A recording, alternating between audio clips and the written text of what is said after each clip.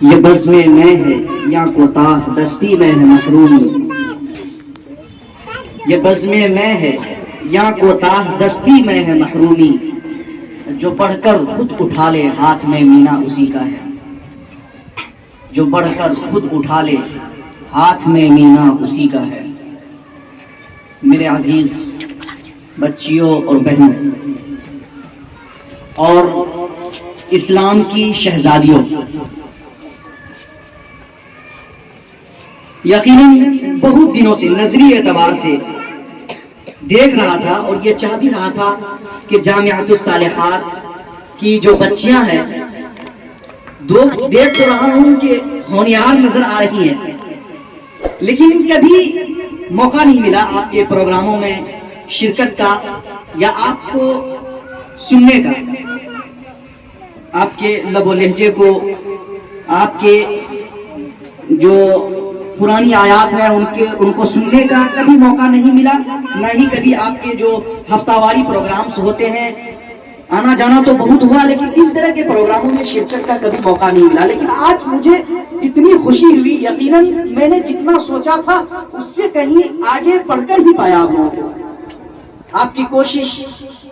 اور ہمارا جو تجربہ اور جو کیفیات جو ہمیں بیان کرنی ہے یقیناً بہت ہی مؤثر رہا۔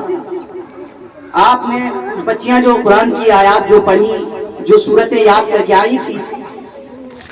بہت ہی اچھا، مطلب جس کو کہا جائے ویری گڈ پرفارمنس، اس طرح کا پرفارمنس اور اس طرح کی آیات آپ نے تلاوت کی ہے۔ کچھ بچیاں یقیناً یاد کر کے آئی تھی، لیکن ان کو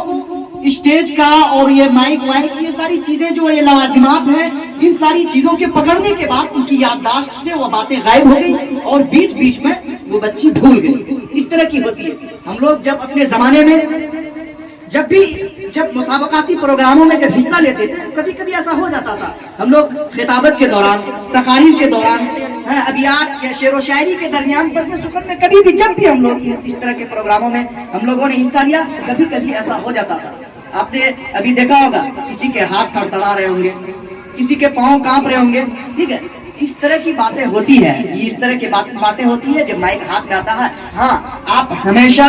مستقل طور پر ان سارے پروگراموں میں حصہ لیجئے، ہفتہ واری پروگرامز میں حصہ لیجئے، بولتے رہیے، بولنے کا طریقہ سیکھیے، سلیقہ سیکھیے۔ آپ کی یہ ہچکچاہٹ اور یہ آپ کی کپکپاہٹ آپ کے بدنوں میں اور آپ کے پیروں اور ہاتھوں میں جو تھرتھراہٹ ہوتی ہے یہ ختم ہو جائے گی یقیناً۔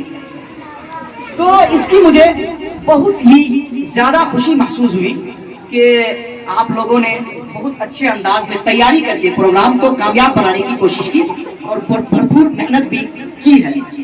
اس کے لیے میں آپ تمام بہنوں کو اور بچیوں کو مبارکباد پیش کرتا ہوں کہ آپ اس مبارک ایک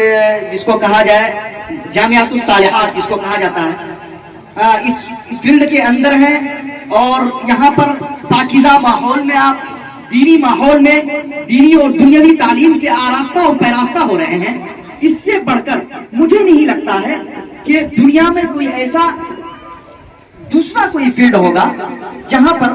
دینی اور دنیاوی دونوں تعلیم سے کسی بچی اور بچیوں کو آراستہ اور پیراستہ کیا جا رہا ہو۔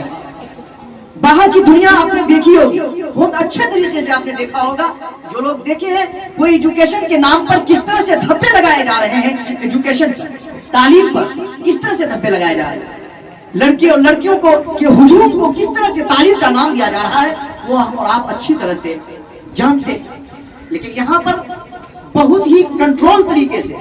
بہت ہی منظم اور شائستگی کے ساتھ آپ کو تعلیم کے ساتھ ساتھ باپردگی سکھائی جاتی ہے، پردے میں رہ کر دین اور دنیا کی تعلیم آپ کو دی جاتی ہے۔ اس سے بڑھ کر اس ادارے کے جو ذمہ داران ہیں ان کا بھی میں شکریہ ادا کرتا ہوں کہ انہوں نے اس طرح کا ادارہ